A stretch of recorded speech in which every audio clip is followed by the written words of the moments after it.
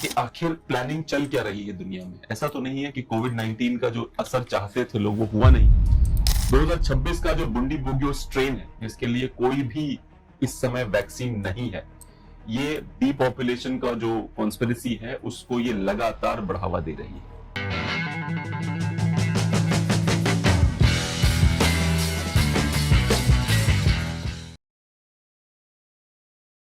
दोस्तों, एक बंदा है जिसने लास वेगस में इलीगल बायो लैब का निर्माण किया था और वो इलीगल बायो लैब जो थी वो लास वेगस में चल रही थी। और ये जो नागरिक है, ये नागरिक है वहां का, इजराइल का नागरिक है। ये इसका नाम है, लास्ट नेम है इसका सोलोमन्स, ठीक है, ओरी सोलोमन नाम है इसका।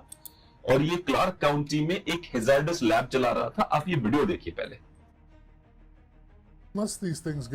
It's puzzling to experts, a biolab in a suburban home garage. Unless these things get raided, nobody's going to find them. It's not like we know that they're there. Investigators say they were tipped off to one by someone who worked in the house. They raided it early Saturday morning. Video revealing the hundreds of samples collected in vials and jugs. Days later, police identifying this man, Ori Solomon, as the property manager. We have no knowledge that he had any expertise or is in that area or he's somewhat of a trained biologist, no. Court records obtained by Channel 13 show he's an Israeli citizen here on a non-immigrant visa. Authorities say he works for a Chinese citizen who goes by the alias David Herr, who owns the home on Sugar Springs Drive. Herr is in a California jail charged following a 2023 investigation of an alleged illegal biolab in Reedley, California. देखा आपने, ये जो ओरी Solomon है किसी Chinese citizen के साथ मिलके एक इलीगल लैब लास वेगस में चला रहा था। उसके अंदर अलग अलग पैथोजेंस थे, अलग अलग उसके अंदर खतरनाक वायरसेस थे, जिसको पुलिस ने, जो नेवाडा की पुलिस है, उसने जाके उसको अपने कब्जे में किया है। अब मेरा सवाल यही है कि आखिर प्लानिंग चल क्या रही है दुनिया में। ऐसा तो नहीं है कि कोविड-19 का जो असर चाहते थे लोग वो हुआ नहीं, तो उन्होंने डिसाइड कर लिया क्यों ना कुछ और किया जाए। कोविड-19 का असर तो जैसा हम चाहते थे वैसा हुआ नहीं, तो क्यों ना एक नई चीज को लाते हैं, नया शगुफा छोड़ते हैं मार्केट में। एक डेली मेल की एक रिपोर्ट है, उसमें ये एक सवाल पूछा गया था जो मैं आपसे कह रहा हूं, जो कॉन्स्पिरेसी थियरिस्ट लगातार कहते रहते हैं। वो सवाल ये है, did Ebola leak from a lab? Scientists claim accident at the US funded bio facility may have caused 2014 West Africa outbreak. तो सवाल ये है, क्या इस बार जो दोबारा से डेमोक्रेटिक रिपब्लिक ऑफ कॉन्गो में जो फिर से दोबारा से फैली है इबोला वायरस, क्या उसके पीछे भी कोई एक्सीडेंट है? और एक्सीडेंट है तो कब सामने आएगा? कौन बताएगा कि एक्सीडेंटल है फिर से ये? और हर तरह के अफ्रीकन की जान की कोई कीमत नहीं है।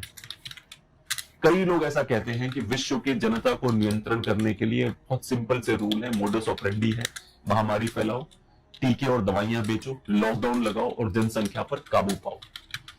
अफ्रीका में पुराने जो 2014-2018 में जब भी ये ब्रेकेज हुई, जो मैंने आपसे पहले भी कहा, 2014 में लिटरली कहा गया था एक्सीडेंट के थ्रू ये वायरस निकल गया था मार्केट में, लोगों को उसने मारा। 2014-2018 में एक बार फिर से हुए। बहुत सारे आरोप लगते रह रहे हैं कि पश्चिमी जो डीप स्टेट्स हैं वो डीपॉपुलेशन करना चाहते हैं। इसमें दो बड़े लोगों के नाम भी आते हैं, मैं नहीं कह रहा हूं इन्वॉल्व है, मैं सिर्फ ये कह रहा हूं कि नाम आते रहते हैं। बिल गेट्स का नाम बहुत चर्चा में रहता है और एक जॉर्ज सोरोस का नाम बहुत चर्चा में रहता है कि डीपॉपुलेशन एजेंडा ये लोग चला रहे हैं। उसके लिए लोग फार्मास्यूटिकल एक्सपेरिमेंट करते हैं, लैब्स में वायरसेस पे एक्सपेरिमेंट करते हैं। 2026 का जो बुंडी बुगियो स्ट्रेन है, इसके लिए कोई भी इस समय वैक्सीन नहीं है।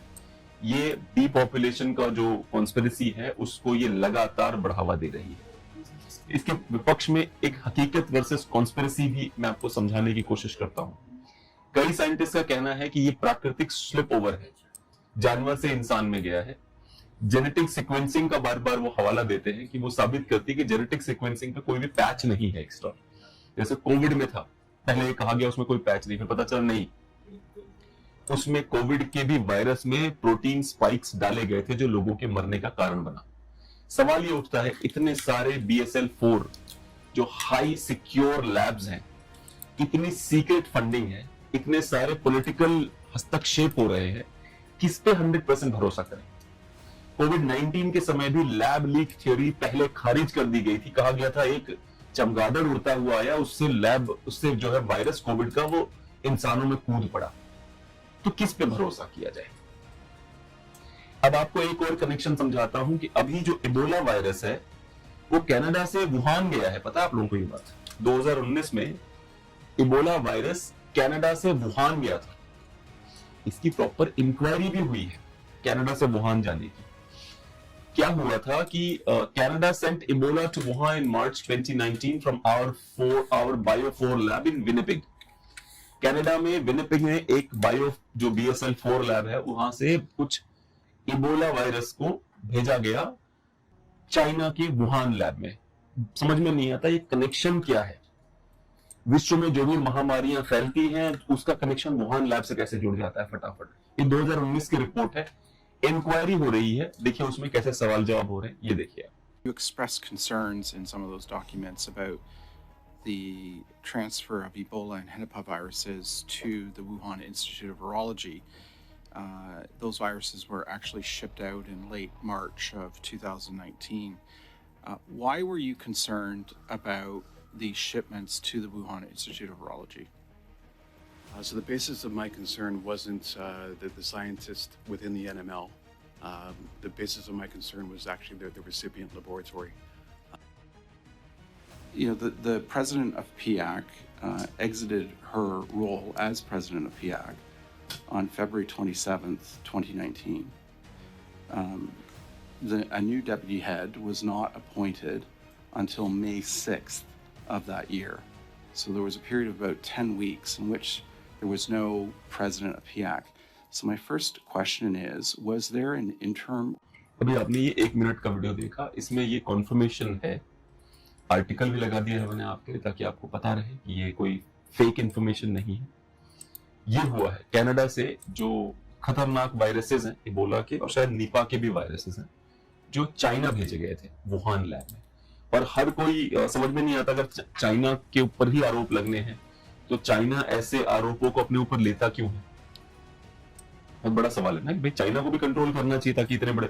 मुझे अभी भी याद है कोविड-19 रिलीज हुआ था, कोविड-19 का वायरस चाइना ने पूरी दुनिया में फैलाया था जानते बूझते हुए। तो मुझे सिर्फ चाइना ही दोषी नजर आता था, पर बाद में बहुत डीप रिसर्च करी तो पता चला चाइना अकेले दोषी नहीं। चाइना तो उसका एक हिस्सा है, डीप स्टेट के द्वारा यूज किया हुआ एक प्यादा टाइप का है। असल गेम तो कुछ और लोग खेल रहे थे।